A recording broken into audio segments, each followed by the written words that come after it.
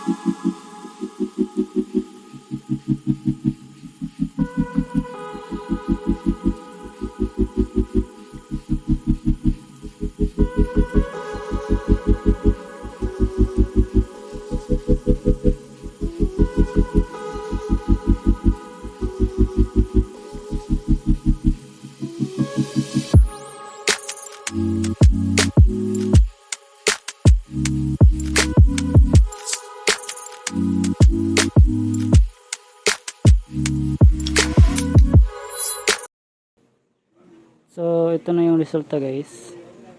Yan. Bali nagliliha na ako ngayon. Yan. So continue tayo guys.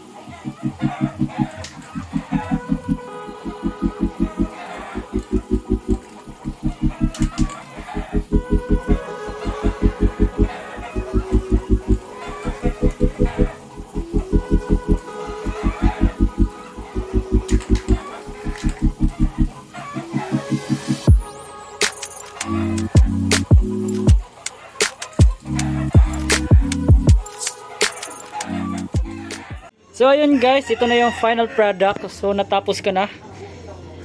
Bali nalagyan ko rin ng screen ng JBL para mas maganda tignan. At sa gilid nalagyan ko na rin. At sa likod meron na din sa likod. Yan, kompleto na.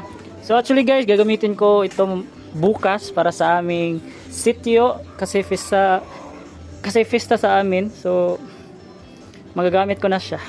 So magdagdag ako ng dalawa nito soon para kompleto na. 4 na siya. So dito ko na lang tatapusin yung video guys. Thank you for watching guys. God bless.